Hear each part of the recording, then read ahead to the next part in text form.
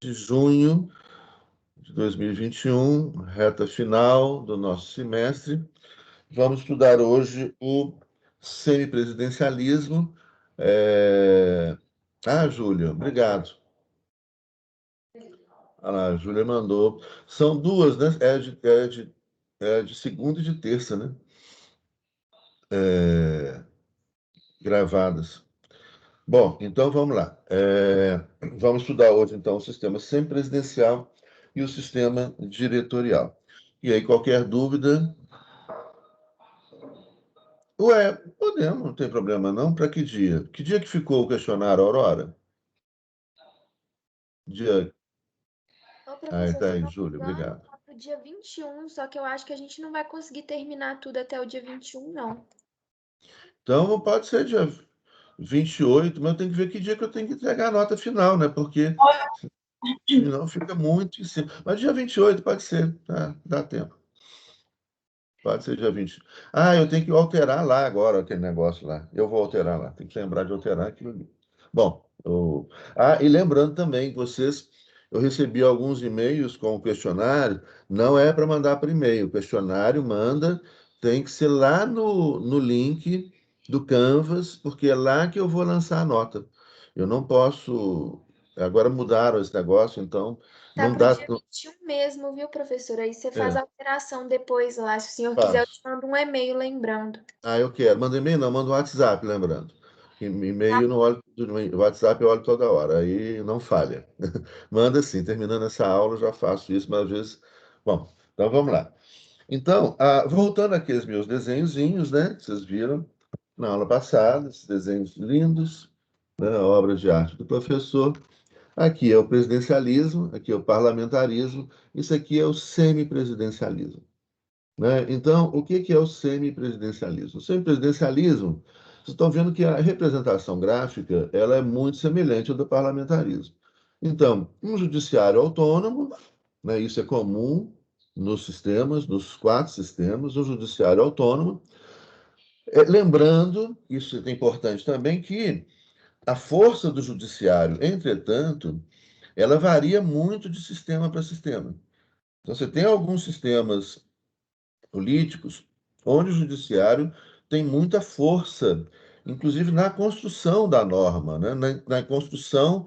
O que o judiciário faz? O judiciário ele interpreta e constrói a norma para o caso concreto. Né? Então, o juiz, quando decide uma ação, um tribunal, né, vários juízes, quando decidem um caso, eles estão criando uma norma para o caso concreto. Então, eles vão buscar, né, as regras, os princípios, né, na Constituição, na lei, e vão aplicar essas regras e princípios ao caso concreto. Tá? Então, quando ele vai interpretar essa regra, esses princípios, ao caso concreto, levando em consideração a complexidade do caso concreto. Tá? Então, uma coisa que é muito importante a gente lembrar com relação ao judiciário, né, é que o judiciário, o juiz, não é como se pensava antigamente, o juiz é a boca da lei, ele simplesmente aplica a lei ao caso concreto, né, a lei do dura lex sed lex, aquelas bobagens todas, né, que, né, o juiz não interpreta, o juiz ele aplica a lei no caso, então está escrito na lei, ele simplesmente transfere isso para o caso concreto. Mentira, não é assim que funciona. Nós já falamos disso, nós somos seres interpretativos o tempo todo. A gente está interpretando, né? E a gente tem que interpretar a norma para o caso concreto. Tá? Então, é óbvio que a gente tem que levar em consideração, não se esqueçam disso nunca, né? Na vida de vocês, na vida profissional de vocês, o que a gente vai fazer é interpretar a norma, né, para o caso concreto, levando em consideração a complexidade do caso concreto, né? Levando em consideração o que envolve as vidas, as pessoas que estão ali, né, no caso concreto. Então, e essa força do judiciário, esse papel do judiciário na interpretação da norma, inclusive na interpretação da Constituição, ela varia muito de país para país. Então, você tem países onde o judiciário é muito forte, na construção da interpretação da Constituição. Né? Isso aqui no Brasil é assim, com o nosso Supremo Tribunal Federal, algumas vezes mais do que outras. Né? Atualmente, né, recentemente a gente viu um judiciário preponderante demais no Brasil. Isso também não é bom, não. Né? Ativismo judiciário, essas coisas não são boas, não. Né? Cada um no seu quadrado. Né? A ideia é a harmonia entre os poderes, mas sem um invadir o que o outro faz. Então, se começa essa invasão, se começa uma preponderância, isso é ruim. Mas o nosso judiciário tem muita importância na construção da interpretação da Constituição. Né? Então, ele que vai dizer qual que é o sentido daquelas normas, dos princípios constitucionais. Né? Lembra que a gente já comentou isso, como é que os princípios constitucionais eles viajam no tempo, como é que as palavras viajam no tempo, como é que as palavras ganham um sentido diferente em épocas diferentes, em contextos diferentes. Né? Lembra que a gente falou da igualdade, né? Quem são a igualdade lá nos Estados Unidos em 1776, quando Thomas Jefferson fala todos os homens nascem livres e iguais em direitos. Quando ele falava todos os homens, se referia a quem? A todos os homens brancos, proprietários e ricos. Não eram todas as pessoas. Entretanto, essa expressão, né, todos os homens, esse princípio, a igualdade perante a lei, ele foi sendo mudado no tempo e foi ganhando outro sentido completamente diferente. Então, se inicialmente era só os homens brancos proprietários, depois os homens brancos e negros viviam separados, depois os homens brancos, negros, vermelhos, amarelos, depois homens e mulheres, e assim vai ampliando. O mesmo texto, portanto, vai ser lido de forma diferente na medida que muda a história, mudam os valores, muda a compreensão do mundo, né? E aí muda a norma, né? Muda a leitura, muda a interpretação da norma. Então, esse é o papel do judiciário. Em alguns países, então, quando o judiciário faz isso em relação ao texto da Constituição, o judiciário está construindo a Constituição. Ele está dizendo o que é a Constituição. Lembrem disso também, isso é outro detalhe muito importante. A gente não vai conhecer, as pessoas vão pensar, olha, a Constituição dos Estados Unidos é tão pequena, tem só 7 artigos, 27 aditamentos, né, emendas. Não é fácil, vou ler a Constituição. Ah, eu li a Constituição, agora estou conhecendo a Constituição dos Estados Unidos. Não está conhecendo nada. Não está conhecendo nada. Não adianta ler o texto da Constituição, você não vai conhecer nada lendo o texto da Constituição. É um texto que foi escrito em 1787, gente. Não vai conhecer nada. O que vai acontecer? Vocês vão atribuir sentido àquelas palavras, o sentido que vocês têm na cabeça.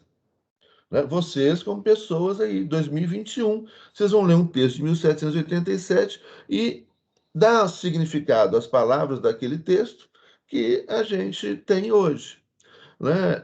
Vocês não vão conhecer nada. Mesmo pegar uma Constituição maior, não precisa ser uma Constituição sintética como a norte-americana, a Constituição da Índia, que tem mais de 300 artigos, ou pega a Constituição da China, né? Qualquer. Vocês não vão entender lendo o texto só. Como é que a gente vai entender uma Constituição?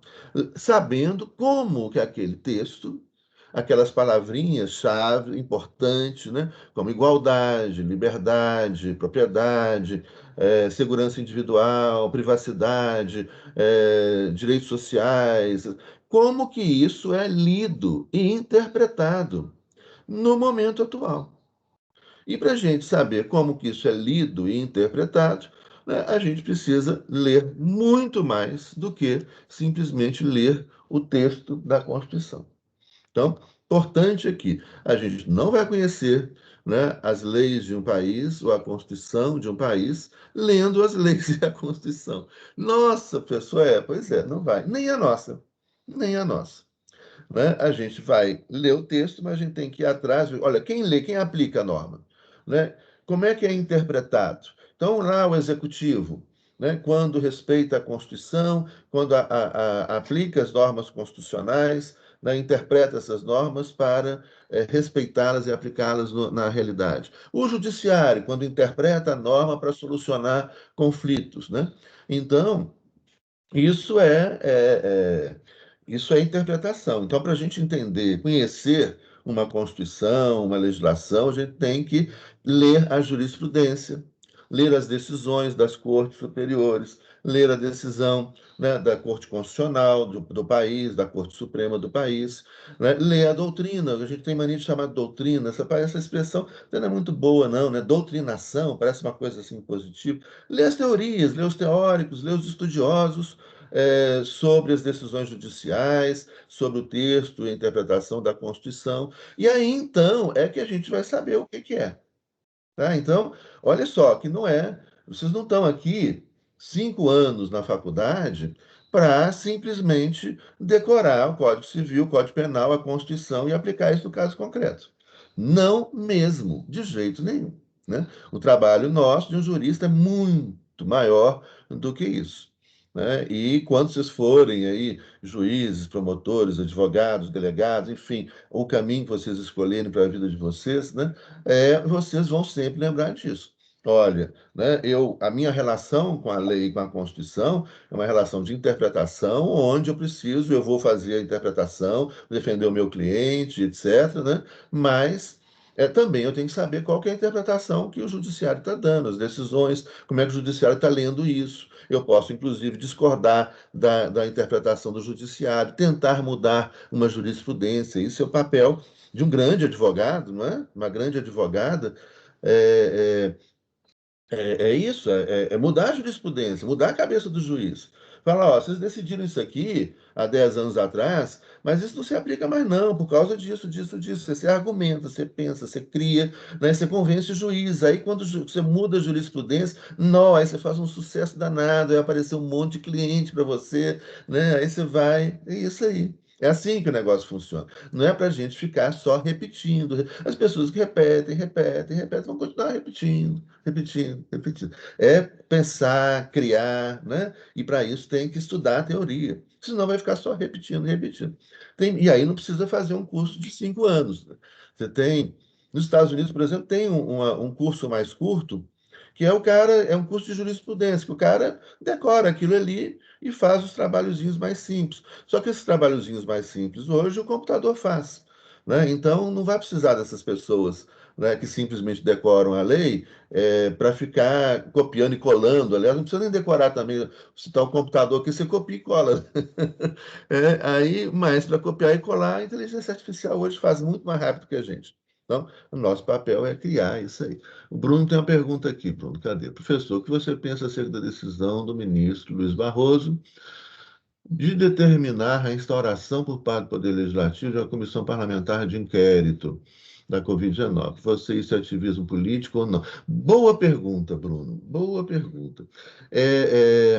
Pois é, boa Não, eu tô pergunta. até te perguntando isso porque quando ele criou isso, quando ele, tipo assim, quando ele determinou a instalação, o presidente da República acusou ele de ativismo político, falou que ele estava interferindo indevidamente no funcionamento do Poder Legislativo. É, olha, embora eu concorde com a CPI da Covid, né, isso é uma decisão do Legislativo, né? Eu acho que é, sim, duro ter que concordar em alguma coisa, mas assim, eu acho que, por vezes, né, por muitas vezes, o STF, e não só o STF, muitos juízes têm extrapolado, né? Eu acho que esse ativismo não é legal, é uma decisão no âmbito do legislativo. Né? Obviamente, se o legislativo se ele estivesse, né, agindo fora da lei, etc., o judiciário tem o dever de, né, afastar esse funcionamento, né, ilegal, inconstitucional, etc. Mas eu diria que com relação a isso, sim, é uma. Olha, pois é, aí vocês veem a minha enorme dificuldade de concordar, né? Mas é uma forma de ativismo, sim, né? Isso é uma decisão do parlamento. Agora, eu não seria assim, se é maléfica, né? Porque é importante essa CPI. Bom, mas é isso. Estritamente, tecnicamente, né, com toda a minha resistência e dificuldade em concordar com isso, né? Mas é algo que é uma intervenção, sim. O nosso judiciário ele tem. Pois é, Bruno. Então, pelo menos foi por uma boa causa. Obrigado. Né? Mas a gente tem um Supremo que tem extrapolado, né, as suas funções e um judiciário, né, que tem extrapolado as suas funções. Muitas vezes até Mas uma coisa muito interessante, a gente pensa com relação ao funcionamento dos poderes, né? Quando um poder ele se omite naquilo que ele deve fazer, é como se ele criasse ali um vácuo político, né? E não há vácuo no poder. Então, se ele não faz o que tem que fazer, vem alguém e faz, né? E é isso que gera um desequilíbrio. Se o legislativo não faz o que ele deveria fazer, né, vem, não estou falando que isso é certo, mas vem, muitas vezes, o executivo ou o judiciário e ocupa aquele espaço, né? Isso pode acontecer com qualquer poder, né? Bom, então, voltamos lá,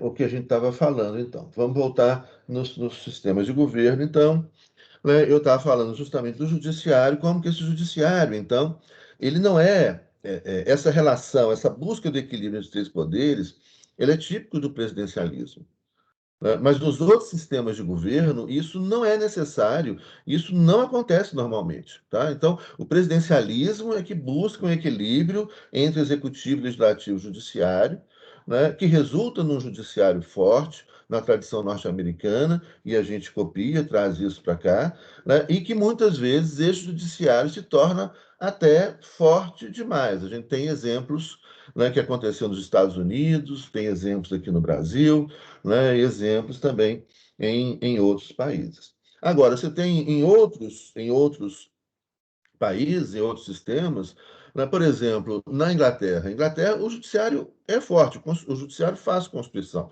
porque ele interpreta a norma, né, e as tradições, criando a norma para o caso concreto, ele é forte. Mas, na Inglaterra, por exemplo, o parlamento é que é soberano.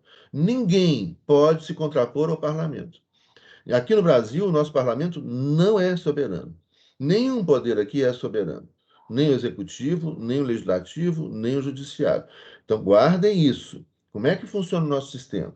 Nosso sistema soberano é, teoricamente, óbvio que isso na realidade também a gente vai ter um monte de problemas, né? Mas teoricamente soberano é o povo, né? Não é na prática, não é, nunca foi. Mas teoricamente, o povo é o soberano, o povo elege o poder constituinte originário, que no nosso caso, 88, nem foi eleito, né? Ele foi concedido ao legislador ordinário, né? Era o Congresso Nacional que recebeu poderes constituintes, né? Então a gente teve uma Assembleia Nacional Constituinte atípica, mas a ideia, vamos trabalhar aqui a teoria, o que a gente tem que buscar, né? O povo soberano escolhe uma Assembleia livremente, com amplo debate, essa Assembleia vai deliberar, junto com o povo, discutir as questões para elaborar a Constituição. A Constituição é a lei maior, a Constituição cria o Estado. Tá? Então, uma Constituição, um poder constituinte originário, é uma Assembleia Nacional Constituinte, o que vai acontecer no Chile agora. Vocês devem ter acompanhado as eleições no Chile, as movimentações, isso é lindo. No Chile o processo está muito bonito, com o envolvimento da população, as pessoas foram lá, lutaram, brigaram, lutaram, né, conseguiram uma constituinte, elegeram uma constituinte, né, soberana, é isso. Né, reflexo da vontade popular, do povo mobilizado, discutindo. Então, a ideia de democracia é povo mobilizado, é povo nas ruas, é povo discutindo, é povo se interessando, né? E aí, então, agora, esses constituintes vão se reunir, discutir com a população tem que participar, né? E esse é o grande problema da democracia. Você não tem a democracia se o povo não quiser participar, se o povo não participar, né?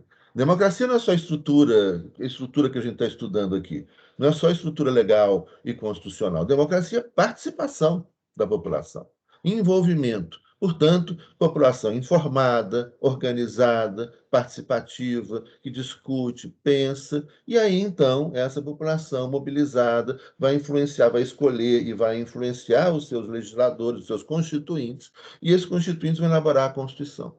Então, a Constituição, gente, a Constituição ela é o fruto, cadê minha Constituição? Ela é o fruto, a gente tem que andar sempre com a Constituição. Essa aqui não é a Constituição, não, faz de conta que ela ela está lá. Tá lá no, a Constituição é o fruto desse poder constituinte soberano.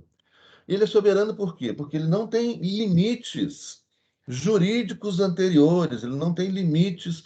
Os limites dele são os limites reais, sociais, da vontade popular. Tá? Então, ele não tem limite com relação ao ordenamento jurídico anterior, à Constituição anterior. Não, né? Ele é um poder que vai elaborar a nova Constituição de forma soberana, respeitando a vontade da população. Com relação aos limites, aqui só um parênteses, né? Hoje, os teóricos contemporâneos, muitos, né, que tratam, por exemplo, de relação a direitos fundamentais, direitos humanos, eles já falam em limites ao poder soberano. Né? Então, presta atenção nisso aí. Quais seriam esses limites ao poder soberano? Hoje, tanto em nível de direito internacional como direito constitucional, né, se discute que há limites ao poder constituinte originário. Por exemplo, esse poder constituinte do Chile agora, que vai elaborar a nova Constituição. Né, ele não vai, pela própria característica dele, ele não vai ser um poder retrógrado, ele não vai andar para trás. Mas vamos supor que a gente estivesse vivendo, o Chile estivesse vivendo um momento nós estamos, né? Talvez se fizesse um poder constituinte aqui no Brasil hoje, a gente ia andar para trás. Né? Então, se a gente estivesse vivendo um momento de retrocesso, né? de conservadorismo, de volta a valores antigos, de medo, né? De autoritarismo, tudo isso leva ao retrocesso. Né? Os teóricos, hoje, democratas do direito constitucional, né? Eles todos defendem que um poder constituinte, uma nova Constituição, ela tem um limite justamente na conquista dos direitos anteriores. Em outras palavras, o que significa isso? A gente não pode retroceder, a gente não pode andar para trás. A gente não pode perder direitos. Então, o poder constituinte originário, na teoria democrática contemporânea, né, essa soberania popular, ela tem limites justamente nas conquistas anteriores. A gente não pode andar para trás. Então, por exemplo, né, a gente tem aí 200 anos de história constitucional, 300 anos, no caso, né, dos Estados Unidos, você tem quase, da Inglaterra, você tem 300 anos de história constitucional, 200 anos de história constitucional, onde a população foi gradualmente conquistando direitos. Né? No início eram só os direitos individuais para os homens brancos, depois, né, os afrodescendentes conquistaram direitos, as mulheres conquistaram direitos, a população LGBTQI+, conquistou direitos, vieram os direitos sociais, direito à saúde, à educação, à moradia, à previdência. Então, os direitos humanos, os direitos fundamentais foram se ampliando com muita luta, muita história. Muita gente morreu, muita gente lutou, né, para isso. Para, de repente, chegar, então, o poder e falar: não, agora vão acabar com a Previdência, vão acabar com a saúde pública, vão acabar com as liberdades individuais, agora a população LGBTQI+, não tem direito, agora as mulheres vão ter que ficar em casa de novo. Não, não. Então, não pode. Isso, então, é um princípio hoje que em qualquer teórico democrático do mundo vai defender. A gente não pode andar para trás. Não pode ter uma emenda à Constituição que tire direitos. Né? Você pode aperfeiçoar direitos, não perder direitos. Né? Numa nova Constituição, soberano, o povo, ela tem que andar para frente. Você pode, então, trazer novos direitos. Você pode fazer avançar aqueles direitos, mas nunca retroceder. Não, agora a gente não vai ter mais saúde pública. Não, agora a gente não vai ter mais previdência social. Agora a gente não vai ter mais liberdade de imprensa. Agora a gente não vai ter mais, né, direitos iguais para homens e mulheres e todas as pessoas. Não, não, não, não pode. Então, isso, não se esqueçam, é a proibição do retrocesso. E hoje é unânime para qualquer constitucionalista que estude, né, e que acredite na democracia. E mesmo eu diria assim, um constitucionalista que não acredita na democracia, ele não é um constitucionalista de verdade. Então, ele não merece ser lido, não merece respeito. Não mesmo. Né? E isso por quê? Porque ele não sabe o que é o direito constitucional. Né? Quando a gente fala hoje em constitucionalismo, nós falamos em constitucionalismo democrático e as teorias que vêm, né, com o constitucionalismo democrático. Então, essa Constituição, que é fruto desse poder soberano, todo mundo deve obediência a partir daí. Essa que é a nossa lógica de soberania. Então, por que eu estou falando, então, que nenhum poder do Estado, aqui no nosso sistema presidencial, aqui nos Estados Unidos, na Argentina, qualquer sistema presidencial, a teoria vai chegar a falar, os poderes não são soberanos. Por quê? Porque esses poderes devem obediência permanente à Constituição, que é ali a expressão da vontade popular, né, de uma Assembleia Nacional que tem que ter sido democrática, eleita pelo povo e com participação popular. Tá? Então, é nesse sentido. O presidente da República ele não é soberano. Ah, eu vou fazer o que eu quero. Não, não, não. Ele só pode fazer o que está na Constituição. O Supremo Tribunal Federal não é soberano. Ele é um órgão de proteção, de soberania, né? Porque ele é o intérprete da Constituição. Então, o STF é um órgão de soberania. Mas ele não pode ir contra o texto da Constituição. Ele vai interpretar a Constituição. Ele vai interpretar o texto da Constituição. Então, aí vem as questões que o Bruno colocou. Ele pode, muitas vezes, extrapolar. E aí você tem que discutir, as pessoas têm que criticar, têm que dialogar. E isso é democrático. Né? Mas ele deve obediência à Constituição. Né? Assim como qualquer juiz. Assim como qualquer legislador deve obediência à Constituição. Então, não são soberanos. Já na Inglaterra, na Suécia, o parlamento é soberano. Por quê? Porque o parlamento inglês e a Inglaterra têm um sistema constitucional muito diferente do nosso. Lá, o parlamento inglês ele é um órgão de soberania permanente. Isso é da história inglesa. Né? Por quê? Por quê, professor? Porque é a história deles. O parlamento foi o espaço onde se conquistou ali a democracia. Então, hoje, ninguém pode desafiar o parlamento. Né? Nem a rainha, nem ninguém, ninguém. Né? Nem o primeiro-ministro, nem o parlamento é órgão de soberania. E ele é como se fosse, vamos pensar isso aqui, né, um poder constituinte originário, ou seja, esse poder que elabora a Constituição, né, que faz, então, o texto constitucional, elabora a Constituição, só que lá é como se fosse um poder constituinte originário permanente. Então, permanentemente, o parlamento está fazendo a Constituição e refazendo a Constituição. Então, ele é um órgão de soberania. Aí vocês podem imaginar, mas então é muito inseguro, né, professor? Porque, imagina, você tem um super parlamento, né? Caso do parlamento inglês, esse super parlamento que pode fazer a Constituição. Então, ele muda a Constituição toda hora, ele muda a Constituição a hora que ele quiser. E ainda mais, a Constituição inglesa não é um texto, né? Não é um texto codificado, dividido em artigos, não. A Constituição inglesa ela é um tripé, são três bases, né? Esse tripé. O que seria? A primeira base são as leis constitucionais, ou seja, é a Constituição no sentido material, ou seja, são aquelas leis que tratam de matéria constitucional. Qual que é a matéria constitucional? Organização do Estado e direitos humanos, direitos fundamentais.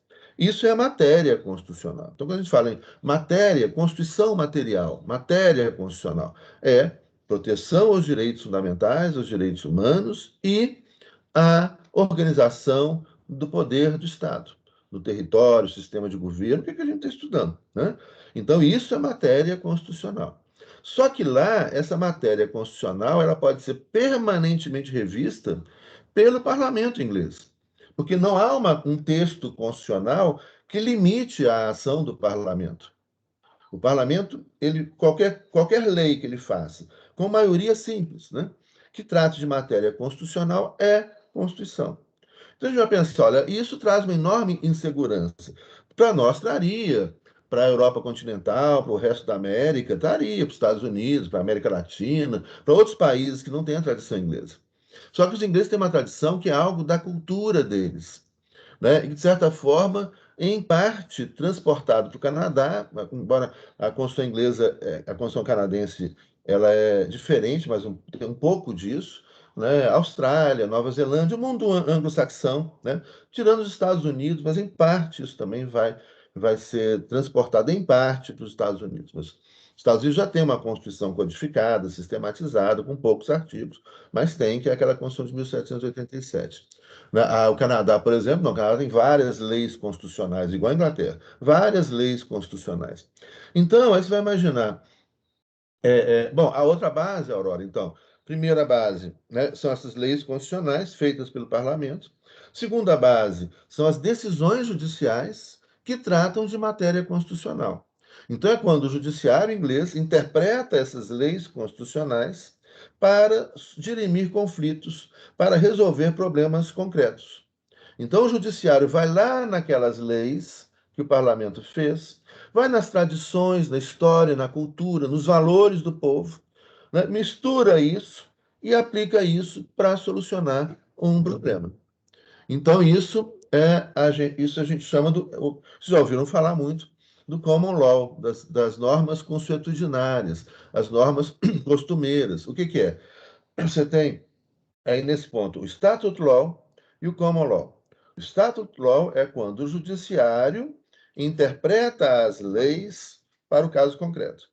Common law é quando o judiciário interpreta leis, às vezes leis muito antigas, que são interpretadas, reinterpretadas, incorporando os valores, costumes daquela região, daquela população, né, daquele momento histórico.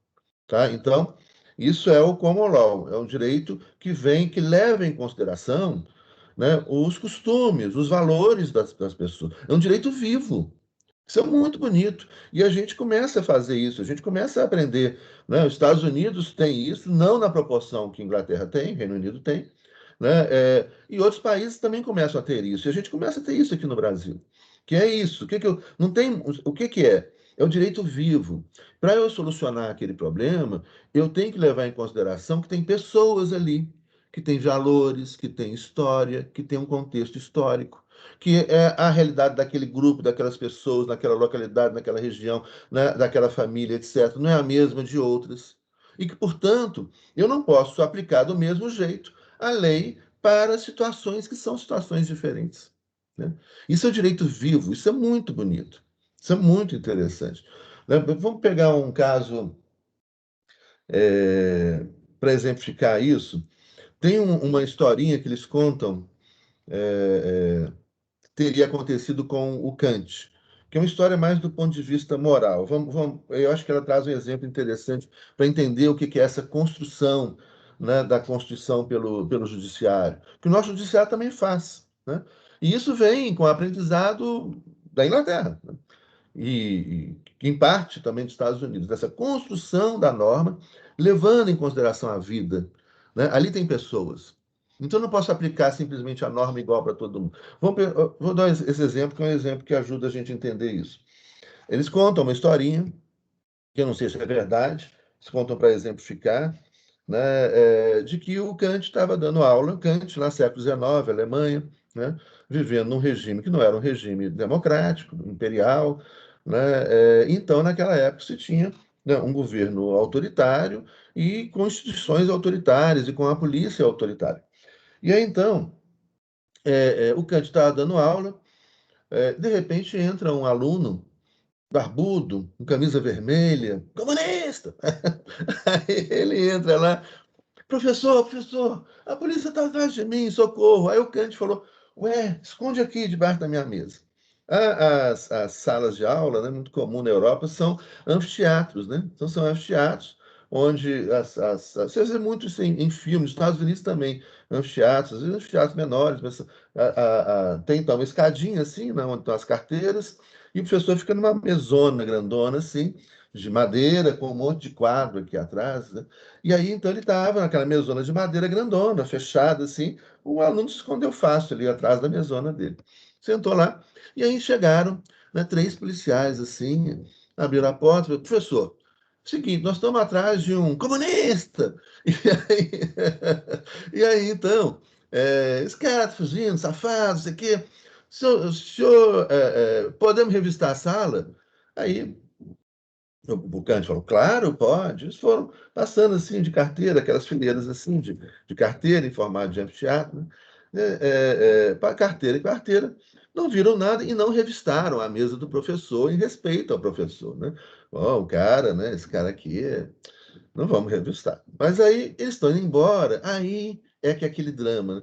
Quando o último policial está saindo, ele vira para trás, professor, mas o senhor não viu um aluno barbudo, camisa vermelha, comunista, né? Fugiu, que entrou aqui, não viu. Aí o Kant chegou e falou: vi, está aqui. Louco, né? Pois é, não, mas isso é só um exemplo. Isso é um exemplo para mostrar a questão do que o Kant falava na teoria dele, dos imperativos categóricos, ou seja, determinados princípios que são válidos em qualquer momento, né, em qualquer realidade, o tempo todo. Né? E aí, entre esses princípios, ele falava, olha, você tem, então, o princípio do respeito a... Sim, a primeira base, as leis constitucionais feitas pelo parlamento. Segundo, as decisões judiciais. Então, ele falou, olha, tem o princípio de não mentir. Olha, nenhuma sociedade se constrói na mentira, nenhuma relação social, né, relações familiares se constrói com base na mentira. Então, não mentir é um princípio que a gente tem que seguir. Bom, e outro princípio, né, respeitar a vida, a integridade física e moral das pessoas, né? Esse é um outro princípio que tem que ser seguido. Bom, muito bem. Né? Só que o que aconteceu supostamente com Kant? Isso não deve ter acontecido, né? Kant não ia dar essa bola fora, né? Então, assim. Né? O que o Kant não viu? Que havia, nesse momento, um conflito entre princípios. Que não era possível, olha, presta atenção nisso, como é que isso é importante, isso acontece no direito o tempo todo. Nós estamos aqui, eu estou pegando um exemplo do ponto de vista de uma conduta moral, de uma conduta ética, né? Baseada em valores morais. Todos nós temos valores morais, que é a nossa Constituição, que está aqui dentro da nossa cabeça. E a gente pauta o nosso comportamento ético, né? Com base nesses valores morais. Então, a gente, diante de circunstâncias que acontecem diariamente na vida da gente, a gente se comporta consultando a nossa Constituição moral. Né? E essa consulta que a gente faz, às vezes, é em fragmentos segundos. Né? O que eu devo fazer quando acontece tal situação? Como é que eu devo agir quando acontece tal situação? Né? Então, eu vou consultando, né, a minha Constituição moral, que vai, então, pautar o meu comportamento, minha ética. Né? Meu comportamento ético, minha ética profissional, minha ética familiar, minha ética na sociedade, meu comportamento. E aí, então, o que teria acontecido? Né? Nesse momento, havia um conflito entre princípios.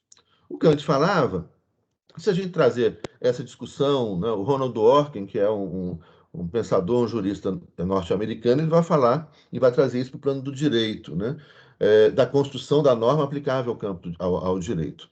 Que é o quê? Olha, você tem que manter a sua integridade ética.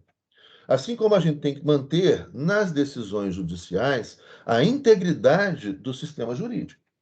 Então, a ideia é que no momento que eu aplico uma lei, né, eu mantenho a integridade do sistema, ou seja, essa lei tem que ser aplicada segundo os princípios, né, constitucionais, as normas constitucionais. Nenhuma lei pode ser interpretada contra a Constituição, nenhuma lei pode ser compreendida fora dos princípios, normas, né, constitucionais, regras e princípios constitucionais. Então, é um sistema. E por isso vocês estão estudando 5 anos. Não é abrir o livrinho e aplicar, não é assim que funciona. Né? Você vai abrir o livrinho lá da lei, né? Mas essa lei ela tem que ser aplicada segundo a Constituição. Ela não pode ser interpretada contra a Constituição, contra o objetivo da lei, contra o objetivo da Constituição. Né? Então, vocês vão voltar a estudar hermenêutica constitucional, você vai voltar muito, é muito importante. Então, é, não, calma, Aurora. Bruno, não, calma, Bruno. Calma, gente, calma. Presta atenção na explicação. Já vou explicar a terceira, não é isso, não. É, é, então, eu não posso aplicar contra isso. A Constituição, a lei, preste atenção nisso. Né?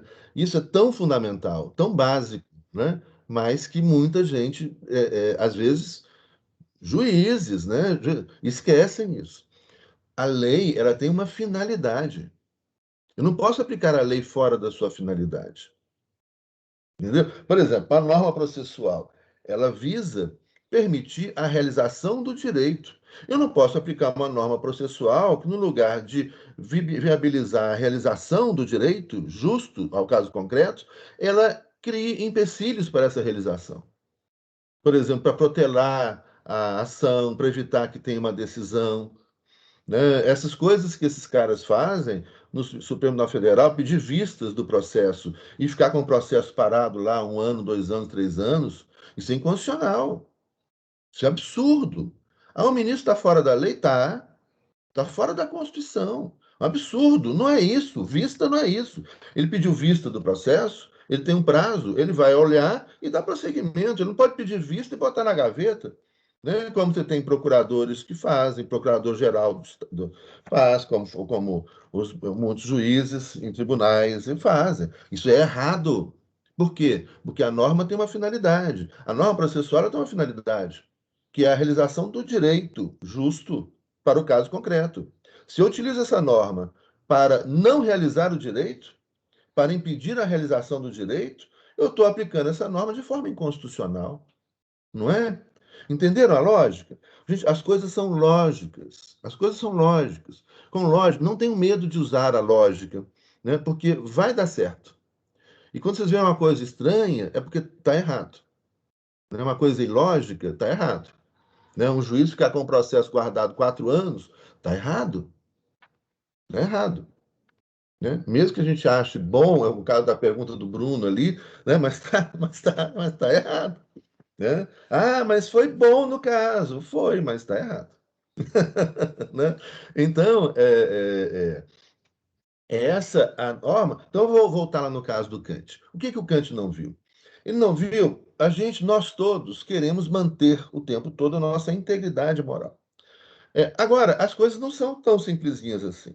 Vão existir determinadas situações no campo do direito, na vida jurídica, ou no campo da moral, na nossa vida diária, onde a gente vai ser obrigado a fazer escolhas, onde não tem jeito de não fazer escolhas. O que o Kant não viu ali? Olha só, levando em consideração o contexto. Se essa situação desse rapaz lá fugindo da polícia, né, se fosse dentro de uma situação de normalidade jurídica, institucional, democrática, né?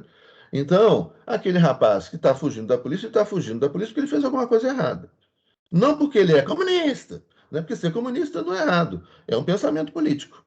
Né? E a gente pode pensar errado é errado e defender violência, extermínio, errado é ser fascista. Né?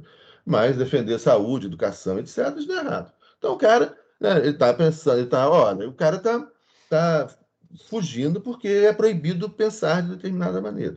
Isso não é uma situação de normalidade, isso não é uma situação democrática. Então, a situação, o caso concreto, é um caso de anormalidade, né? É um caso de autoritarismo, né? De violência. Aquele rapaz, se ele for pego, ele vai certamente ser preso, torturado, jogado numa cela, vai apanhar e pode até morrer, como acontece nos regimes autoritários, imperiais, absolutistas, monárquicos, ditaduras, totalitários, né? Aí qualquer forma autoritária, seja monárquica, imperial, totalitária ou ditadura, qualquer forma autoritária vai levar à violência, etc. Ou seja, são instituições que estão agindo fora da lei. Então, aqueles policiais que entraram ali, eles estão agindo em nome de um imperador que é um autoritário, que não respeita o direito das pessoas. E se esse menino for pego, ele vai ser morto, ou, no mínimo, torturado. Né? Ou seja, o que acontecia então ali? O que há na cabeça do Kant? Olha, eu não minto, mas eu respeito a vida e a integridade das pessoas. Nesse caso, se eu falar a verdade, eu vou estar entregando esse rapaz, que será preso, torturado, né, e até morto. E se esse cara aparecer o corpo dele lá no Rio, né, daqui a uma semana, não no Rio de Janeiro, no Rio lá da cidade do Kant, eu vou falar, olha, eu fui responsável pela morte desse rapaz, que eu dedurei ele. Então, nesse caso, eu sou obrigado a escolher entre dois princípios. Isso acontece muito no direito. Nesse caso, eu tenho que escolher entre dois princípios. E aí, eu vou escolher, no plano moral, aquele princípio que é mais importante para mim. A vida humana, a integridade física e moral, ou não mentir. Nesse caso, eu vou mentir. Aí o Kant chegou e falou: Ó, policial, sim. Ele chegou, passou, pulou a janela e entrou lá na floresta. Vai lá na floresta e vai encontrar ele. Nesse caso, ele vai mentir para preservar um outro princípio, que é mais importante, né? Que é o princípio de respeito à vida e à integridade física. Agora, é importante lembrar que ele também não destruiu a estrutura moral dele, por quê? Em todas as outras situações da vida dele, ele vai dizer a verdade. Ele só não podia dizer a verdade naquela situação. porque ali havia um confronto. Ali, de qualquer maneira, a integridade moral estava comprometida. E teve que escolher o que é mais importante. Do ponto de vista do direito, essa escolha já não é mais uma escolha simplesmente moral, mas é uma escolha jurídica, que ela diz respeito ao quê? Olha, eu vou ter que escolher segundo, preservando a integridade do sistema constitucional, observando os princípios e regras constitucionais e os valores que sustentam esses princípios e regras constitucionais. E esses valores não são os valores da minha cabeça, não. São os valores que sustentam, né, a norma constitucional. São aqueles valores de uma época, né, de uma sociedade, etc., que vão dizer qual o sentido da norma, daqueles princípios constitucionais, como que eu devo ler aquelas regras constitucionais, etc. Então, você tem coisas que são simplórias do dia a dia que a gente tem que fazer escolhas. Por exemplo, uma coisa que vem à cabeça agora, uma cena que eu vi aí já tá, isso foi antes da pandemia, mas foi uma cena que me impactou tanto assim, porque é uma pessoa ali na Augusto de Lima, tinha um senhor no meio ali daquela coisa ali, ele estava atravessando, começou a passar mal e sentou com a mão no peito, devia estar dando infarto e tudo. E aí, imediatamente, um carro que estava à minha frente parou ali, parou o trânsito todo para socorrer aquele senhor. Né? Olha, nesse caso, esse sujeito que parou o trânsito no meio da Avenida Augusto de Lima, imagina ali, para socorrer uma outra pessoa que está morrendo, ele pode ser multado? Claro que não. Uma pessoa ali é completamente. Claro que não. Ele foi socorrer uma pessoa que está morrendo, você vai multar ele?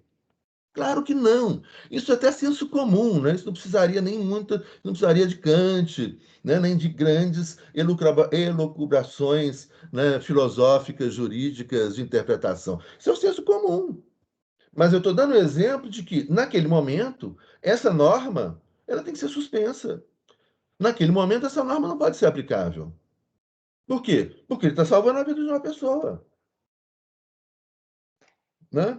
Aí você vai, eu peguei um exemplo corriqueiro, mas isso o tempo todo, gente. Né? Isso que a gente pode chamar de senso comum, mas que tem fundamento filosófico, teórico, né? Na interpretação da norma. A norma tem uma finalidade.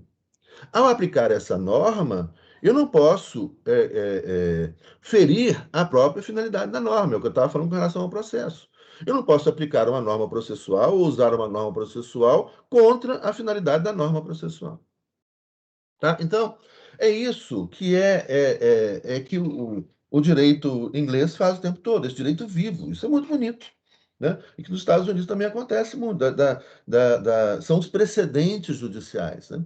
Num precedente judicial, e aqui também pouquíssima gente sabe o que é precedente judicial. Esse é o problema. Também eu já falei para vocês várias vezes. A gente tem mania de copiar as coisas, né, de fora, só que a gente não traz junto a história.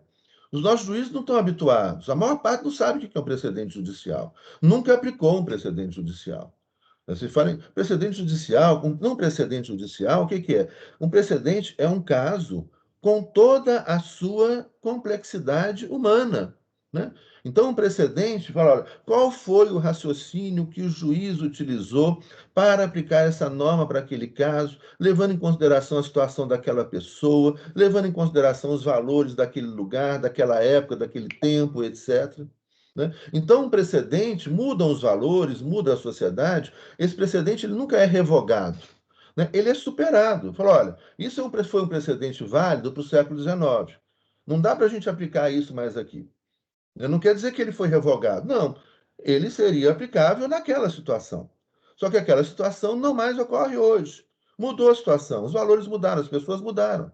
Né? E aí, então, eu não vou mais aplicar aquele precedente.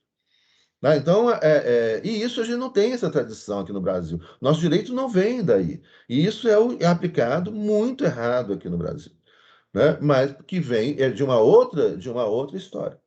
Então, o judiciário inglês, quando ele constrói a norma para o caso concreto, ele está construindo, né, levando em consideração isso, né, o contexto, a vida das pessoas, né, as tradições, os valores, né, nós somos seres, né, vivos, comportamentais, né, enfim, não pode ignorar, né, o que cada um é. E aí a justiça não é aplicar igualzinho para situações que são diferentes. Né?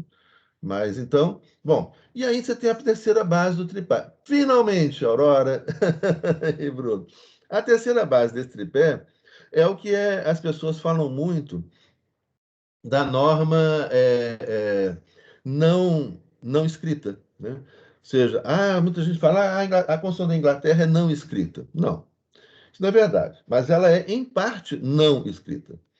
Das duas partes que eu falei agora, né, são duas partes escritas. A primeira parte está ali, as normas do parlamento, é escrita. Né? Mas ela não é codificada, sistematizada, toda organizada num livrinho, dividida em capítulo, não. Né? Segunda base são as decisões judiciais, que aplicam, né, de matéria constitucional. Isso aí é escrito, a decisão judicial é escrita. A terceira base são os acordos verbais do parlamento. Olha que barato isso.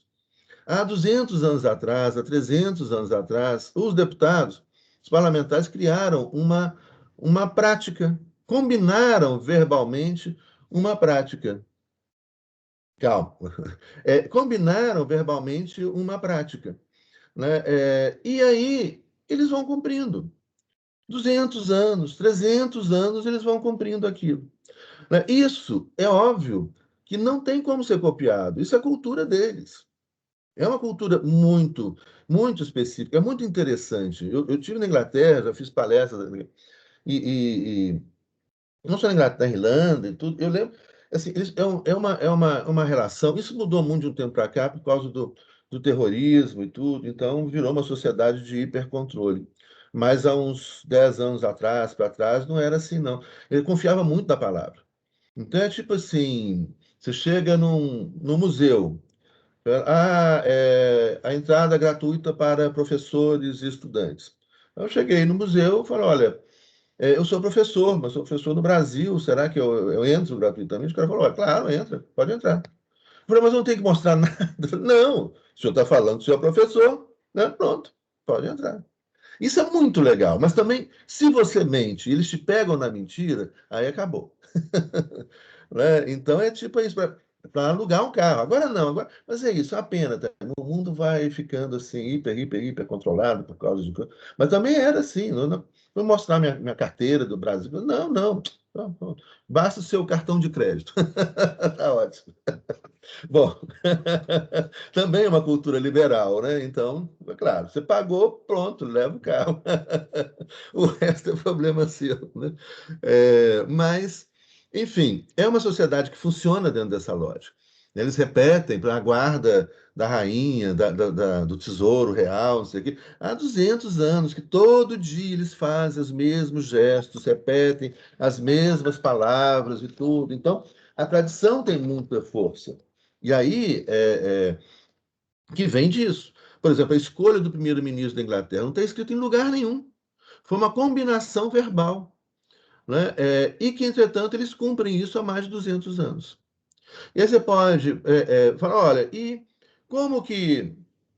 E se eles resolverem romper com isso semana que vem? Rompem. Acabou. Resolver romper, está rompido. Acabou. Só que não rompem. É isso que é interessante. Então não tem assim, é proibido. Não, não tem nada assim. Se quiser romper, semana que vem rompe. Se tiver força para romper, rompeu. Mas há 200 anos que é assim, né? E não rompe. Isso é muito, muito interessante. Mas é cultura, né? Aí não dá para copiar a cultura dos outros. Falar que sistema lindo, queria tanto, né? A gente pode construir aqui outra coisa nossa, né? Mas não tem como copiar, né, o sistema do outro, não. E a questão de fraude, Aurora, é interessante. Uma vez eu fui, já tem alguns anos, fazer umas palestras na África sobre sistema eleitoral. Logo que o Brasil começou a introduzir a urna eletrônica, né? Então a gente estava falando sobre o sistema eleitoral e como que no Brasil a gente tem um mecanismo de controle muito sofisticado sobre as eleições, como é que ele é um mecanismo confiável, né? Embora todo eletrônico, parará, parará. E aí me convidaram para fazer umas palestras e eu fui e tinha eu fui na época o evento era organizado por uma fundação da Alemanha que pagou tudo. E aí tinha um professor da Alemanha falando do sistema eleitoral alemão e eu falando do sistema eleitoral brasileiro. Sistema eleitoral brasileiro ultra sofisticado. E o sistema eleitoral alemão arcaico. E aí é que foi muito interessante, que foi a pergunta que a Aurora fez. Não pode ter fraude? Essa é a pergunta que todo mundo fez, mas vem aqui. Na Alemanha, aí perguntou o professor alemão, eu explicando, fiscaliza, parará, tem justiça eleitoral, parará. E aí o cara da Alemanha falando, olha, não, aqui a gente vota sim, você pode votar. E fala, mas e não tem fraude? O cara não pode votar duas vezes? Aí sabe qual foi a resposta que o alemão deu? Mas isso também já tem uns 20 anos. Talvez um pouco menos, tem muito tempo. Que as coisas mudaram também, de lá para cá, infelizmente. Aí eu sabe qual é a resposta do professor? Eu falei, mas quem que vai querer votar duas vezes? Foi isso. Eu falei, olha, não tem controle, porque não precisa ter. Então não tem. Aí quando começa a ter fraude, é que começa a ter controle. E aí você vai aumentando o controle, aumentando o controle, aumentando o controle, aumentando o controle, aumentando o controle. E aí fica um inferno de tanto controle. Então, às vezes você vê, nossa, que sistema antiguinho, né? O sistema antiguinho é lindo, porque tem ética. Só que também, mas não vamos fantasiar, não, porque isso era algum tempo atrás. A ética também está tá comprometida no mundo inteiro. Mas nós superaremos isso. Não quero também deixar nenhuma mensagem assim de, de tristeza para vocês. Nós estamos vivendo um momento ruim, mas vai passar. Nós vamos construir algo muito bonito, vocês vão. E aí, voltando então. Vamos seguir aqui, porque senão a gente não acaba isso, né? Então, cadê meu desenho? Está ali. Então, nós falamos do judiciário, né? Do papel do judiciário e como que ele varia muito de país para país. Né? Então, a questão do equilíbrio é aqui no presidencialismo. Você tem sistemas judiciários mais fortes, judiciários mais fracos. Na França, qual que é o poder se na Inglaterra o poder mais forte é o legislativo, o parlamento, né? Na França o poder mais forte é o executivo.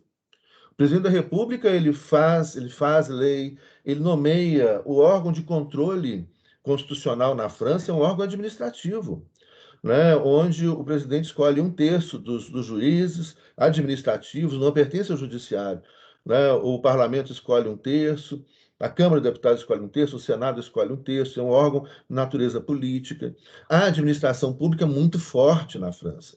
Por quê? Porque lá, na história da Revolução Francesa, o espaço de transformação social, democrática, foi o espaço da administração pública e do executivo. Né? Na Inglaterra, foi o espaço do parlamento. Nos Estados Unidos, muita força para o judiciário. E aí cada país tem a sua história. Tá bom? Então, nós estamos falando também da riqueza, né, dessas histórias em países distintos e etc. O sistema semipresidencial, para a gente entender, né, a gente precisa entender o contexto histórico no qual ele foi criado. Né? O sistema. Deixa eu vou precisar fazer um desenhozinho aqui também para você. O sistema semipresidencial, aquela divisão, né, que a gente fez aqui, ó, a diferença.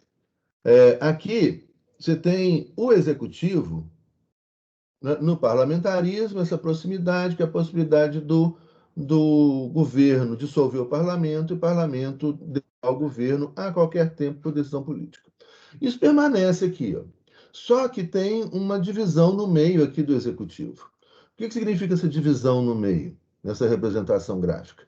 Que o executivo, no sistema semipresidencial, ele é bicéfalo, ou seja, tem dois governantes. E os dois governam juntos. Então, enquanto no presidencialismo o chefe de governo é o presidente, no parlamentarismo o chefe de governo é o primeiro-ministro, lembrando que esse primeiro-ministro pode ter nomes diferentes em lugares diferentes. Por exemplo, na Espanha, o primeiro-ministro é chamado de primeiro-ministro também, ou presidente do governo. Né? Na Alemanha é chamado de chanceler. Então muda o nome, mas a função é a mesma coisa. Então, no sistema semipresidencial, você tem a figura do primeiro-ministro e do presidente, os dois governam juntos. Então, o semipresidencialismo é uma mistura do parlamentarismo com o presidencialismo. Por que essa mistura ocorreu? Olha, ela ocorreu porque, no pós-Segunda Guerra Mundial, a França aprovou uma Constituição Democrática em 1946. Né? E vamos lembrar que a França foi ocupada, França dividida, né? Essa história da Segunda Guerra Mundial, vocês estão cansados de saber, e a gente já comentou um pouco também delas. E a França, então, obviamente, foi bombardeada, muitas cidades destruídas, sai de uma guerra, e acaba a Segunda Guerra Mundial, começam as guerras coloniais, né? A guerra no Vietnã, a Vietnã era colônia, o Laos, Camboja, Vietnã, né? Era a Indochina, era da colônia francesa, começam as guerras coloniais, né? Começam as guerras coloniais na França. A França tinha um monte também de colônias no noroeste da África. E aí, então, justamente no momento onde a França termina a guerra, começam essas outras guerras, então não para a guerra, né, um minuto, e a França tem uma Constituição de 46, que é uma Constituição parlamentar, mas multipartidária. Aí, quem não assistiu, assista a última aula, que esse é um debate muito interessante, a gente entender a influência do sistema partidário no funcionamento desses sistemas políticos, né? Então, você tem o unipartidarismo, o bipartidarismo, o pluripartidarismo e o multipartidarismo. Então, assistam a aula anterior que a gente traz alguns exemplos, etc., que são importantes para entender isso. A França tinha um sistema parlamentar multipartidário. Olha, um sistema parlamentar multipartidário não vai funcionar direito. Por quê? Há um excesso de partidos políticos. O Brasil, por exemplo, para a gente pensar em introduzir um sistema parlamentar no Brasil, a gente primeiro precisa de uma reforma partidária, com partidos políticos ideológicos, com programas definidos, com uma cultura política onde as pessoas estejam habituadas a votar no partido, votar na ideologia do partido, no programa do partido, e não na pessoa, né? A nossa cultura, e a cultura norte-americana também, é muito personalista, né? Você vê que há uma essa exaltação do presidente da República, é o cara, né? A gente já comentou isso, sistema presidencial, eu comentei isso também quando falei do presidencialismo. O presidente dos Estados Unidos tem até musiquinha de nobre, né? Musiquinha de rei. É aquela. Pá, pá, pará, pá, pará, pá, pá, pá, pá, pá. Aí entra o cara. O presidente dos Estados Unidos ele luta contra os ETs, pilota caça, né? Acaba com sequestradores, com o Estado Islâmico. Ele faz tudo isso nos filmes norte-americanos. Então é uma figura assim que é posta como uma figura, um super-homem, né? E é uma figura muito simbolicamente explorada na cabeça do cidadão mediano norte-americano. Isso muito do presidencialismo, isso aqui também, né? A gente tem isso. Então, voltando aqui para o caso francês, o que está acontecendo? Olha, na França, nesse período de 46 a 58, a França foram 12 anos, foram 16 governos. Imagina, em 12 anos a França teve 16 governos. Por quê? Os mandatos no sistema parlamentar não são fixos. E como são muitos partidos políticos, esses partidos políticos brigam e os governos caem toda hora. Então, uma outra coisa aqui que é óbvio, gente, e é só, é tão interessante, é só a gente pensar, que não precisa decorar, é só a gente pensar que a gente entende a lógica. É óbvio que uma aliança entre 10 partidos, 15 partidos, como acontece aqui no Brasil, né? Em Israel agora, vocês devem estar acompanhando, né, a formação do novo governo. São 2 anos de crise para formar um novo governo, porque são muitos partidos políticos. E aí, então, é muito difícil você compatibilizar os interesses de 15, de 10 partidos políticos, do que você compatibilizar o interesse de 3, 4 partidos políticos. Isso é óbvio, né? Então, assim, se fizesse, mesmo se vocês nunca tivessem estudado isso, se perguntassem para vocês, explicando o funcionamento básico do sistema parlamentar e falando, olha, você tem um sistema pluripartidário onde tem 10 partidos políticos representados no parlamento. E você tem um sistema multipartidário onde tem 30, 40, 50 partidos políticos representados no parlamento. Qual que é o sistema mais estável? Qual que vai funcionar melhor? É só pensar que vocês vão encontrar a resposta. Não precisa ter lido isso. Né? Fala, olha, um sistema que você tem 10, obviamente que esses números são mais ou menos aleatórios, né? Mas onde você tem 10 partidos políticos, significa o quê? Que a maioria parlamentar, né, você pode se conseguir com 3, 4 partidos políticos, você consegue 50% mais um dos votos. Né? Em geral, na Europa Ocidental, continental, né, você tinha, isso, os governos, né, pluripartidários são governos estáveis, porque eles têm alianças que são alianças de partidos políticos ideológicos, que têm um programa, as alianças são programáticas em torno de projetos, né, e de grupo de pessoas com competência para executar aquele projeto, aquela ideia, aquela ideologia. Então, quando você tinha um governo, né, pegar aí a Espanha se democratiza só a partir de 78, né? Portugal só a partir de 76, que acaba o fascismo. Mas quando começa isso também, na Espanha, França também começa dessa maneira. Espanha, não, Espanha, Portugal, né? Mas isso já tem, por exemplo, na Itália, na França, que são governos que se alternam, né? Como também toda democracia pluripartidária, né? Alterna esquerda e direita, esquerda e direita. Essa estupidez, né, que a gente está vivendo aqui no Brasil.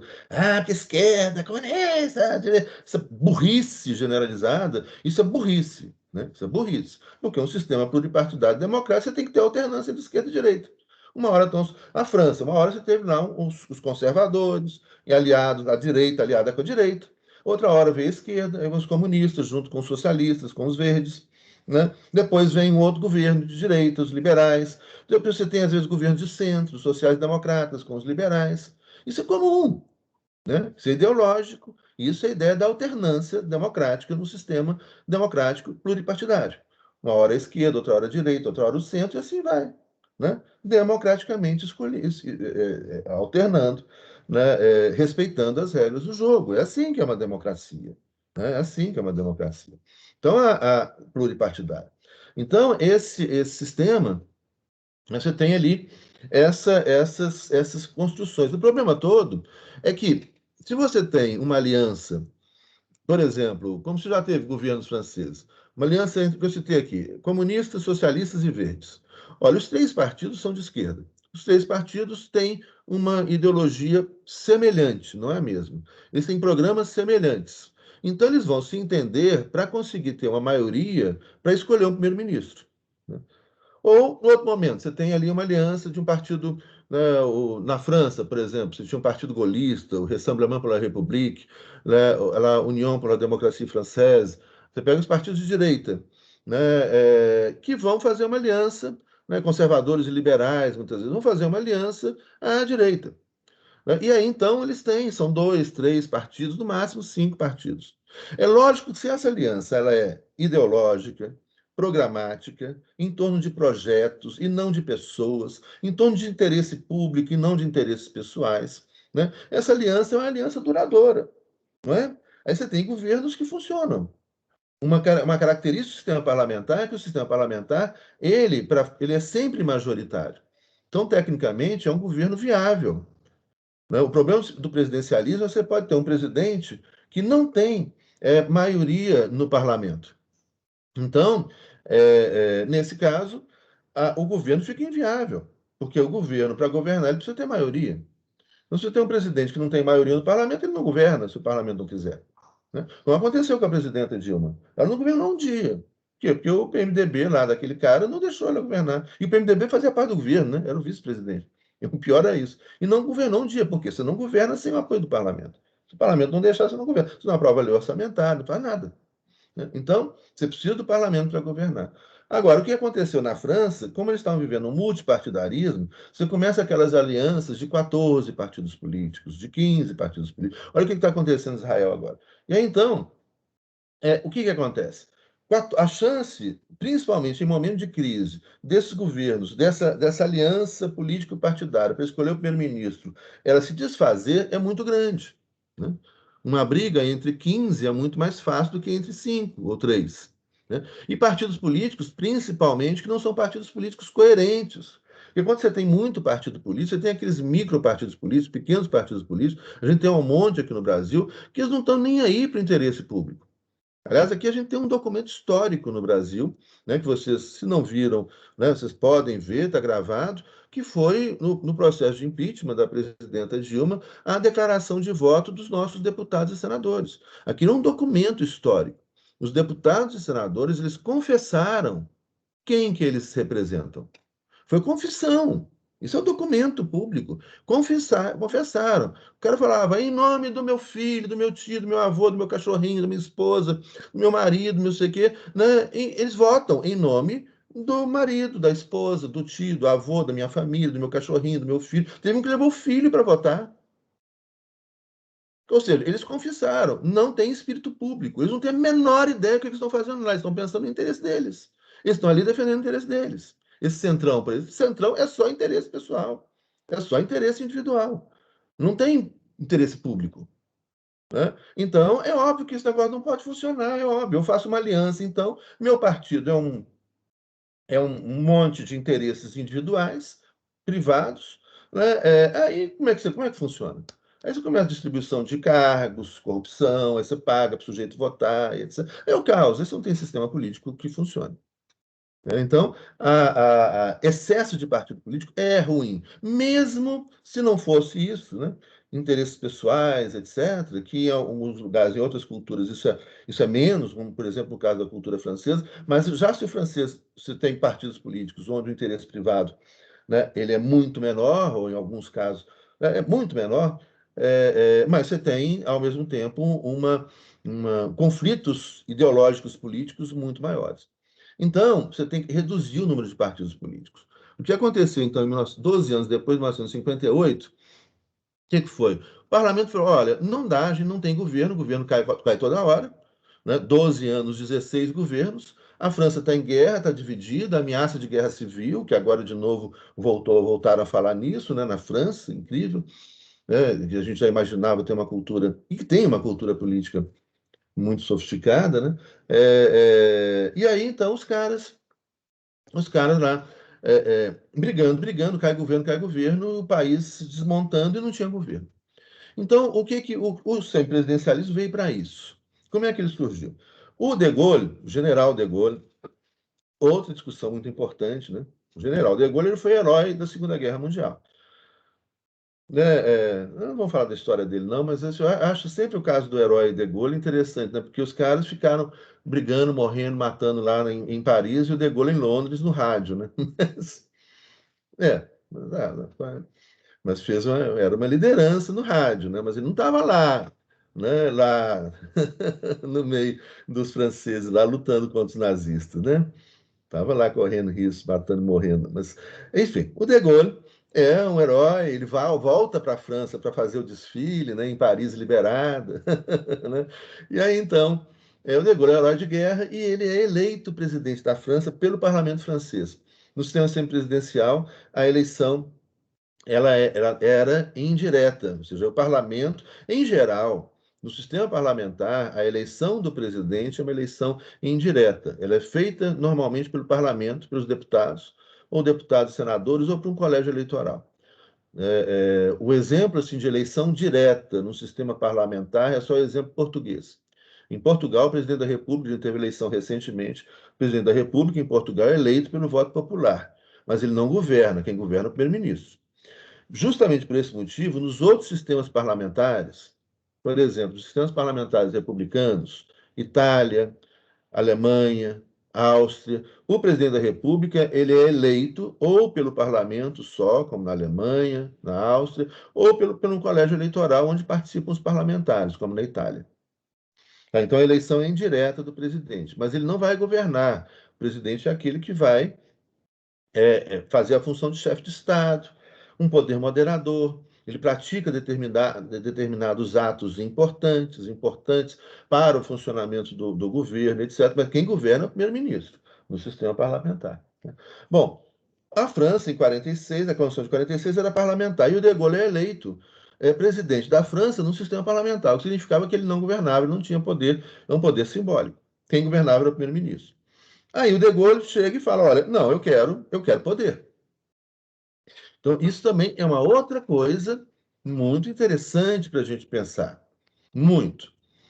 Abrindo um parênteses aqui para a gente refletir, né, a respeito disso. Por exemplo, nos Estados Unidos, na América do Norte, se vocês verem, por exemplo, os militares são proibidos de se meter em política e em questões internas dos Estados Unidos.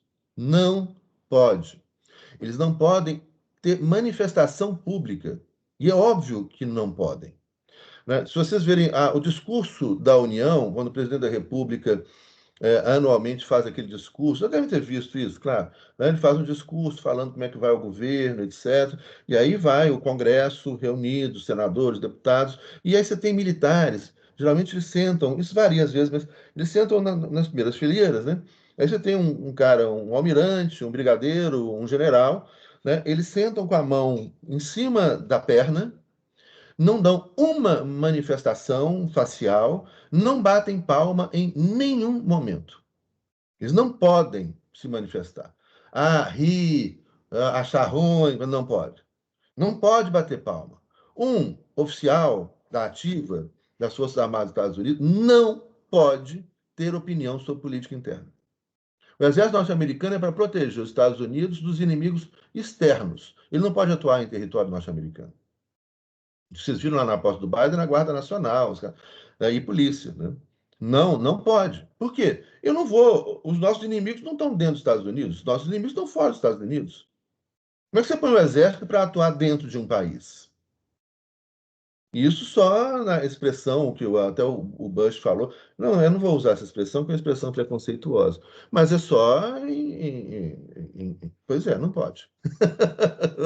Não vou, prefiro não usar adjetivo. Mas está errado. Não pode. Você não pode usar o exército, que é uma instituição para matar, para fazer guerra, contra o seu próprio povo. Desiste. Desiste. E nem pode permitir que essas pessoas deem palpite na política. Isso não existe. Isso não existe. Outra instituição que não atua dentro dos Estados Unidos, a CIA. A CIA não pode, atua, mas não pode. Não pode atuar dentro dos Estados Unidos. Que ela é feita para combater os inimigos dos Estados Unidos. E o povo americano não pode ser inimigo do povo americano. Né? Então, isso é muito interessante. É simbólico, gente. É óbvio que não estou aqui, né, não guardo nenhuma fantasia em relação aos Estados Unidos. A gente sabe que os jogos reais de poder são pauleira, que as coisas, mas esse simbólico é muito importante. É muito importante. Não só simbólico, isso é estrutura legal, nós estamos em estrutura legal. Agora, obviamente que na prática existem distorções, sempre há distorções. Sempre há distorções. Né? Nossos seres humanos são complicados, etc. Mas, e o De Gaulle, então, é um general. O general, ele estuda, ele se forma para o quê? Para mandar. Né? O general, ele não pode, ele não é preparado para. Se nas Forças Armadas, você não tem uma estrutura onde o sujeito discute tudo. Na democracia, a gente discute tudo. O general não vai discutir, você não vai discutir com o general. Agora, faz isso, ponto. Se não fizer, você vai ter que ficar preso. É assim que funciona a estrutura militar. Se você não obedece o general, você está preso. Né? Se não obedece o superior, você está preso. E uma outra coisa interessante também, da formação dessas pessoas, isso também nos Estados Unidos. Na Guerra do Vietnã, na década de 1960, né, teve um general americano que reparou que vários jovens, eles começaram a colocar muitos jovens nas Forças Armadas, né? De chamar milhares de norte-americanos de 18, 19 anos, da idade de vocês, os caras universitários, eles começaram a convocar, porque a guerra não terminava, a guerra se estendia desde 1945, os Estados Unidos foi sucedendo a França na guerra, né? Terminou em 1975, eles começaram então a convocar forças de reserva e pegavam aqueles meninos, vocês de 18, 19 anos de idade, né? Dá 3 meses de treinamento e manda para o meio num outro país, do outro lado do mundo, para matar gente. E o que os caras, um general americano começou a perceber? Que um monte de jovens norte-americanos morriam sem disparar uma bala. Claro que não vai disparar a bala. É claro que ter arma em casa vai ter segurança. Não é. Aponta a arma para uma pessoa. Né? Dispara a arma para outra pessoa. Não consegue. Né? Se entrar um sujeito na sua casa, com raiva, né? O cara está lá, ele vai assaltar a sua casa. Você vai pegar a arma, você acha que você vai de igual para igual? Morreu. Morreu. Não é 3 meses de treinamento que vai preparar. Eles não tinham coragem de disparar a bala, porque o cara estava na universidade. Aí, de repente, você põe ele no meio da selva para matar outra pessoa. Ele não vai matar. Ele não tem coragem de disparar a arma, ele não vai matar. E aí, então, o que eles perceberam? O exército tem que ser profissional. Nós temos que formar pessoas aptas para matar. Por isso que o exército não pode ser utilizado dentro do território dos Estados Unidos. E a gente, em guerra, vai utilizar pessoas formadas para matar. Ou seja, pessoas que vão pensar um segundo se tiver que matar. Você vai falar, mata, mata. Não tem meio segundo de hesitação, que é o exército profissional. Hoje, todo investimento no mundo é em exército profissional, e não nos meninos de 18 anos de idade que vai lá, mas bobagem, isso é estupidez hoje em dia.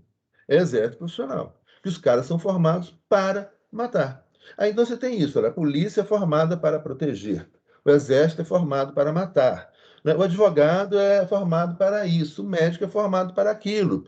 E não põe um numa função que ele não foi preparado para fazer, ou que não deve fazer, porque aí dá tudo errado. Dá tudo errado. É igual você colocar uma médica que não é infectologista para falar sobre infectologia. Vocês viram outro dia o que aconteceu no Congresso com aquela médica. Ela não sabe. É a mesma coisa, nós já falamos aqui, olha, um advogado que estuda muito, né, direito de família para trabalhar com o direito do trabalho, pode dar uma mancada. É a mesma coisa o médico. Ela não sabe de infectologia, o que ela está dando palpite de infectologia? Cala a boca, não é? É a mesma coisa colocar um general para governar um país numa democracia. Não vai. E o que De Gaulle vai falar? Quero poder, é claro. Bom, mas aí voltando ao De Gaulle, né? Voltando ao De Gaulle, o que o De Gaulle falou? Quero poder. E aí, então, o parlamento que elegeu o De Gaulle, gostava do De Gaulle, que era golista, deu o poder ao De Gaulle. E aí, então, começa a nascer o sistema semipresidencial. Um sistema parlamentar, um presidente agora, ele vai também governar ao lado do primeiro-ministro. E aí, então, a gente vai ter essa conformação aqui. O sistema semipresidencial funciona dessa maneira. Olha lá. Aqui está o De Gaulle, não sei se vocês lembram da imagem dele, né? Ele morreu em 69, era claro, mas 70 e poucos. Ele foi presidente até 69. Ele tinha um narigão, aquele chapeuzinho de general, um bigodinho, muito comprido, era altão, né? Esse é o De Gaulle. Depois olha lá, né? O general De Gaulle foi eleito presidente. E aí fizeram uma emenda à Constituição de 46, dando poderes para o general governar e resolver os problemas da França, que estava, assim, uma confusão danada. Aí, logo depois, ainda em 1958, a Constituição de 46 foi revogada, e aí fizeram uma outra Constituição, que é a Constituição que está em vigor na França hoje, que é a Constituição de 1958. Então, a França hoje tem um sistema semipresidencial, né? E aí, como é que esse sistema funciona? É uma relação entre esses três atores. Lembrando que, inicialmente, o presidente era eleito pelo voto indireto, hoje, a partir de 62, 64, por aí. O presidente passa a ser eleito pelo voto direto. O mandato era de 7 anos, podendo ser reeleito indefinidamente. Isso também é uma outra característica dos sistemas presidenciais. Nos Estados Unidos, por exemplo, Roosevelt. Roosevelt foi eleito 4 vezes. Ele foi presidente dos Estados Unidos 3 vezes. A quarta vez ele morre antes de assumir, né? Mas era possível reeleição indefinidamente nos Estados Unidos. Depois é que fizeram uma limitação a uma reeleição só, né? Então, você tem variações disso. Tá? No caso, inicialmente, o mandato era de 7 anos, podia ser reeleito indefinidamente. E era eleito pelo parlamento, a partir de 62, é eleito pelo povo francês. Só que como é que funciona? Você tem aqui, no sistema semipresidencial, hoje existe sistema semipresidencial em alguns poucos países, né? E é um sistema com administração pública muito forte, os presidentes se tornaram muito fortes. Então, na França, a gente tem esse exemplo, você tem o sistema semipresidencial também na Venezuela e na Rússia. E você tinha o semipresidencialismo na Irlanda, na Finlândia, mas que recentemente eles caminharam para o parlamentarismo, né? Então, são poucos países e países com executivo forte, né? Caso da Venezuela, da França e da Rússia. E como é que funciona? Essa relação entre os três. Primeiramente, o De Gaulle tem muita força com o parlamento. O parlamento apoia ele, né? E ele é um cara carismático, assim, adorado. Então, o parlamento dá poder para ele e é o presidente quem escolhe o primeiro-ministro. Então, esse elementozinho aqui é que é importante para a gente entender a lógica do sistema. O presidente é eleito pelo povo e escolhe o primeiro-ministro. O primeiro-ministro, entretanto, ele depende do apoio do parlamento para continuar sendo primeiro-ministro. Então, pode acontecer do presidente escolher o primeiro-ministro, o parlamento não gostar e tirar o primeiro-ministro. Aí o presidente vai ter que escolher outro primeiro-ministro. Certo? Bom, a gente vai ter 3 conformações disso. Primeiro, De Gaulle é um cara forte, do ponto de vista de poder, de reconhecimento, etc, etc. E aí, então, o parlamento deixa o De Gaulle escolher quem ele quer para primeiro-ministro.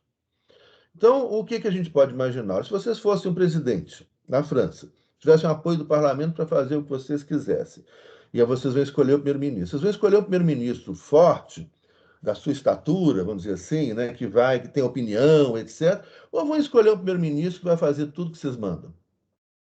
Bom, normalmente, na história francesa, os caras têm escolhido um primeiro-ministro que faz tudo que eles mandam.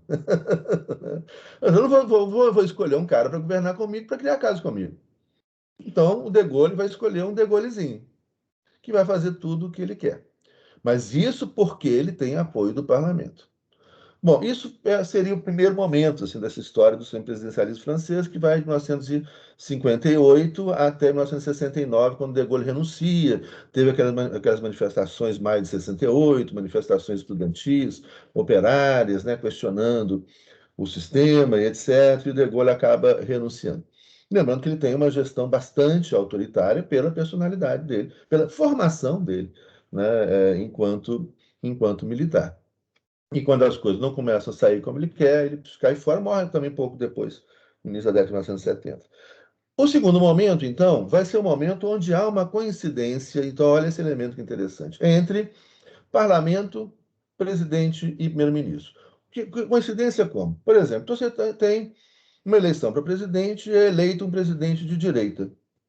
E a maioria do parlamento é de direita. Logo, o presidente vai consultar o parlamento, porque ele tem que escolher o nome que o parlamento concorde. Porque se ele escolher um nome que o parlamento não concorde, o parlamento tira o presidente. Então, o presidente vai dialogar com o parlamento e escolher o nome, mas como o parlamento é de direita e o presidente de direita, o primeiro-ministro vai ser um cara de direita. Aí você vai ter, efetivamente, durante esse período, um governo bicéfalo, que coincide. Por exemplo, em 81. Em 81 é eleito Mitterrand, que é um socialista. E no parlamento francês você tem uma maioria de comunistas e socialistas. Logo, então, o Mitterrand, que é socialista, vai escolher um primeiro-ministro de esquerda com o apoio do parlamento de esquerda. Então, presidente de direita, parlamento de direita. Mas isso é uma coincidência. Por quê? Porque o mandato do presidente era de 7 anos. O mandato dos deputados é de 4 anos. O mandato dos senadores de 6 anos. Então não havia uma coincidência, não havia uma coincidência dos mandatos. Mas havia uma coincidência ideológica. Quando estava a esquerda aqui, estava a esquerda aqui. Quando estava a direita aqui, estava a direita aqui. Em 1983 tem o primeiro governo de coabitação, que é muito interessante e mostra muito assim, a característica da cultura francesa com uma cultura altamente politizada. Eu morei na França um tempo, estudei na minha bolsa de doutorado, e assim, o francês tinha essa coisa, hoje diminuiu muito. Hoje está.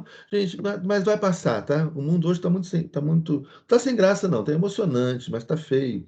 Mas vai passar, vai ficar bonito. Vocês podem ter esperança que essa feiura de agora vai passar. Mas assim, o francês é aquele que se reunia, senta no café para tomar um vinho, tomar um café, uma coisa, tá comendo eles estão conversando política.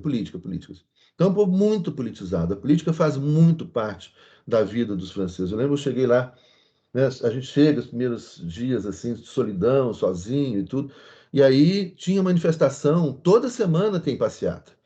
E aí eu falo, olha, o lugar de eu fazer amizade aqui, cheguei, os caras são refratários, assim, muito estrangeiros, né?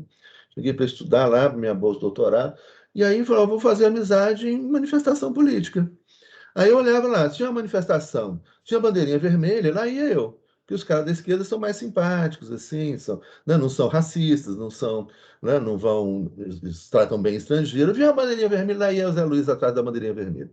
Aí sempre sobrava um vinhozinho depois, fazia amizade, etc. E aí a gente foi superando a solidão daquele momento. Né? Mas o que vai acontecer? Em 83, Em 81, a França deu uma guinada para a esquerda. Só que os outros países deram uma guinada para a direita, grande. A gente tem política centrista, né, que marca muito a Europa pós-Segunda Guerra Mundial. Mas nesse momento é um momento onde Estados Unidos, Japão, Alemanha e Inglaterra dão uma guinada para a direita, abandonam uma política centrista. Né? E a França dá uma guinada para a esquerda, abandonando uma política centrista.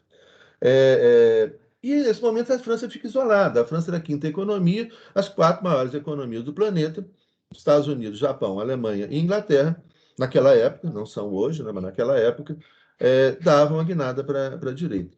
Logo, isso então acaba forçando, isola a França, e a política francesa vai, em 83, para a direita. O presidente continua sendo socialista, o Mitterrand, cara forte, personalidade forte, né, e adorado pelo povo francês, tanto que ele vai ser reeleito pelo voto direto, etc., mas o parlamento de direita. Então, ele vem o que se chama de governo de coabitação. O Mitterrand, para escolher o primeiro-ministro, ele vai negociar com o parlamento e fala, olha, é óbvio que se o Mitterrand escolher um primeiro-ministro de esquerda, o parlamento de direita derruba. Então, o Mitterrand vai negociar com o parlamento. Vai, Gê. Malu. Chega essa hora, gente, hora do almoço, aí começa. Tem que parar de falar também. Né? Aí é óbvio que o presidente, então, vai escolher um primeiro-ministro de direita, que naquela época é o Chirac. E aí vem uma outra conformação, uma terceira conformação, que a gente pode, então, tirar, por questão lógica, o seguinte: olha, presidente com apoio do parlamento, primeiro-ministro fraco, presidente forte. Presidente e primeiro-ministro forte, mesmo partido político, você tem um governo bicéfalo. Né? E, no momento de coabitação, por exemplo, se o parlamento é de uma tendência, se o parlamento é de direita, o presidente de esquerda, o presidente vai ter que escolher o primeiro-ministro de direita. O que vai significar que o primeiro-ministro tem a tendência de se tornar mais forte do que o presidente, porque é ele que tem o apoio do parlamento. Então, isso a gente vai ver muito comum na história francesa. Você vai ver, às vezes, tem um momento que aparece só o primeiro-ministro, quase não fala no presidente. Tem outro momento que aparece só o presidente. Tem um momento que aparece os dois. Atualmente, por exemplo, a gente só ouve falar em Macron, Macron, Macron, Macron. Raramente aparece o primeiro-ministro, porque o Macron tem apoio do parlamento francês, né? Tem a maioria no parlamento, logo ele escolhe o primeiro-ministro, que faz a política dele. E ele é que se destaca. Mas, por exemplo, amanhã, nas próximas eleições, né, o Macron perde a maioria no parlamento, vamos supor que vem um parlamento de esquerda, o Macron é um cara de direita. Vem um parlamento de esquerda, o Macron vai ter que escolher um primeiro-ministro de esquerda. Aí vocês vão ver que vai começar a aparecer muito mais o primeiro-ministro do que o Macron. Porque quem tem o apoio do parlamento se destaca mais. Esse sistema, gente, não é um sistema que vai funcionar em qualquer lugar, né? É um sistema complexo. Pensaram esse sistema aqui no Brasil na Constituição de 88 e, felizmente, não foi aplicado, né? Porque eu acho que é um sistema complicado. Ele requer primeiro, uma cultura política e ideológica partidária muito forte, né? Um limite ao número de partidos políticos para que ele seja um sistema estável e funcione, né, com responsabilidade. E só uma outra coisa, antes de terminar, nosso tempo já acabou, né, para variar, mas só antes de terminar, que é assim, pensar também, lembrar também que esses conceitos políticos de direita e esquerda no resto do mundo é muito diferente do que daqui. Tá? Então, direita e esquerda na Europa é diferente de direita e esquerda aqui. Na Europa, em geral, e principalmente nesses países, França, Alemanha, Espanha, você não tem uma direita entreguista como aqui no Brasil. Ou seja, a direita francesa, assim como a esquerda, são nacionalistas. Então, eles pensam na França. Então, isso permite que o negócio funcione. Os dois estão pensando na França. Eles têm métodos e programas diferentes, mas os dois estão pensando na França.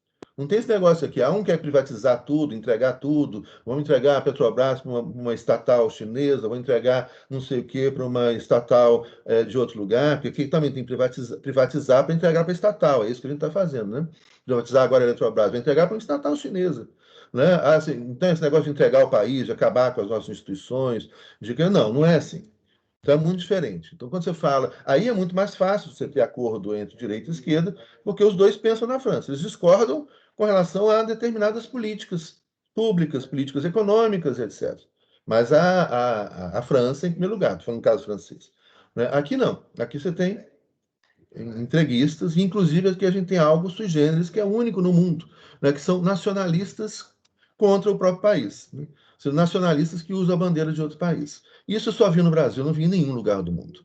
Nacionalistas que usam a bandeira dos Estados Unidos. Isso só vi aqui. Né? Usa a camisa da seleção brasileira e a bandeira dos Estados Unidos. Esses nacionalistas eu não quero, não. Esses nacionalistas podem ir para a Flórida e fica lá com a bandeira dos Estados Unidos e põe a camisa da seleção dos Estados Unidos também. Né? Não precisa botar a nossa camisa. Mas aqui é um problema, é diferente. Então, a política também tem nuances de cada país, de cada história, etc. Bom, é isso, gente. Então, amanhã a gente finaliza essa matéria trabalhando o sistema diretorial. E se der tempo, talvez a gente já faça a introdução à organização territorial do Estado, que é a última matéria que a gente vai ver, que a gente vai finalizar, então, nas outras 2 semanas que faltam de aula. Beleza? Alguma pergunta? Então, vamos almoçar, né? Tô morrendo de fome também. Até mais, gente. Tchau. Tchau. Até mais, gente. Até mais, Maria Fernanda. Até mais, Tchau, Samela. professor. Até mais. Valeu, professor. Até mais. Até mais.